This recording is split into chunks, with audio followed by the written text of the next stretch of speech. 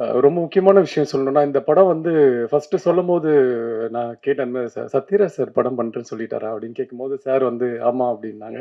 So நானுமே கதை ரொம்ப பிடிச்சிருந்து, டைரக்டரும் ரொம்ப பிடிச்சிருந்து, இந்த படம் ஓகே சொன்னதுக்கு மெயின் ரீசன் வந்து ஒரு 3 பேரு தான். ஃபர்ஸ்ட்டு வந்து சத்யராஜ் சார். ஸோ அவர் படம் பண்றாருன்னு சொன்னாங்க. அப்புறம் யோகி பாபு டார்லிங் வந்து பண்றாங்கன்னு சொன்னாங்க. அப்புறம் மெயினா மியூசிக் வந்து இமான் சார் பண்றாங்க அப்படின்னு சொன்னோனே, இதுக்கு மேல அவங்களே ஃபில்டர் பண்ணி ரெடியா தான் வச்சிருப்பாங்க படத்த. ஸோ நம்ம போய் நடிச்சுட்டு வந்தா போதும் அப்படின்ற மாரி தான் இருந்தது. அண்ட் ஷூட்டிங் ஸ்பாட்ல சார் சொன்ன மாரி ஃபாஸ்டிங் டைம். ஸோ சாப்பிட முடியாது அந்த மாரி இருக்கும். பட் எனக்கு வந்து அது அது ஒரு பிரச்சனையாவே தெரியல. ஏன்னா, அ சாப்பிடாம பசி இல்லாம அது ஒரு பழக்கப்பட்ட ஒரு விஷயம்ன்றதுனால அது கொஞ்சம் ஈஸியா இருந்தது. பட் கூட இருக்க ஆர்டிஸ்ட் அந்த காமெடி அடிச்சு, அது சிரிச்சு அதுக்கு ஒரு வயிறு வலி வரும்ல. அததான் நெனச்சு தான் பயமா இருக்கு இப்போ ஷூட்டிங்ல. ஐய்யய்யோ! யார் என்ன காமெடி அடிக்க போறாங்கன்னு தெரியலையே! இன்னைக்கு அப்டின்ட்டு ஒரு ஆஃப்டர்நூன் மேல ரொம்ப கஷ்டம் அவங்க கூட பேசுறது.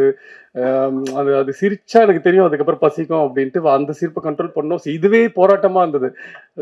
டைரக்டர் சார் குடுக்குற டயலாக்ஸ் எல்லாமே வந்து ரொம்ப ஈஸியா ஆயிடுச்சு. இவங்க கூட இந்த போராட்டங்களுக்கு அப்புறம்.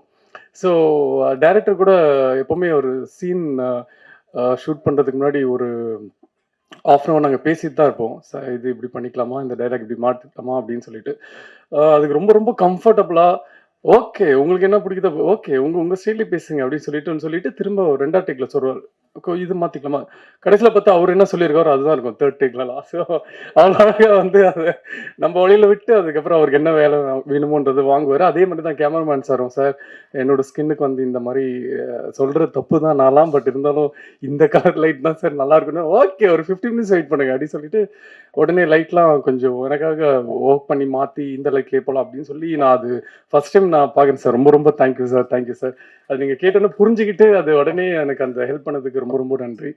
அண்ட் அது மாரி தான் படத்துல எவ்ரிடே சும்மாவே சொல்ல ஒரு 40, 45 டேஸ் இந்த படத்துல நான் ஷூட்டிங் பண்ணேன்னா, எவ்ரிடே நான் போம்போது ஒரு ஆர்டிஸ்ட்ட பார்ப்பேன். ஒரு நாள் போனா நிழல் ரவி சார் இருக்காரு. ஒரு நாள் போனா என்ன என்ன படத்துக்கு வந்திருக்குன்னே தெரியாது. டெய்லி ஒரு ஆர்டிஸ்ட் இருப்பாங்க. ஸோ அவ்ளோ ஆர்டிஸ்ட் இந்த படத்துல இருக்காங்க. எல்லாருமே சும்மா ஒரு கிரவுட், ஒரு கும்பல் அப்படின்றதுக்காக இல்லாம, அவங்க பண்ணியிருக்க ரோல் எல்லாமே அந்த ஆர்டிஸ்ட் பண்ணா தான் அது அவ்வளோ பெர்ஃபெக்ட்டா இருக்கும் அப்படின்றதுக்காக தெரிஞ்சு தான் ப்ரொடியூசருமே அந்த ஆர்டிஸ்ட்ட சொல்லி, டைரக்டருமே அந்த ஆர்டிஸ்ட்ட வச்சு பண்ணியிருக்காங்க. ஸோ இந்த படத்த பத்தி நாங்க சொல்றத விட நீங்க பார்த்துட்டு நீங்க சொல்லுங்க. பட் பெர்சனலா கேட்டா எனக்கு படம் வந்து இந்த மாரி படம் இப்போ இருக்கணும். ஏன்னா எல்லாமே கொஞ்சம் பிளட் அந்த மாரிலாம் இருக்கு. ஸோ நடுவுல இப்படியும் ஒரு படம் ஃபேமிலியா ஒரு ஒரு ஜாலியா ஒரு சிரிச்சுட்டு தியேட்டர் விட்டு வரும்போது எதுவுமே பாரமே இல்லாம, முடிஞ்சா இருக்கிற பாரம் கொஞ்சம் இறக்கி வச்சுட்டு வர மாரி இருக்கிற படங்கள் பண்ணணும் ரொம்ப ஆசை. ஸோ அந்த மாரி தான் இந்த படம் அமைஞ்சது.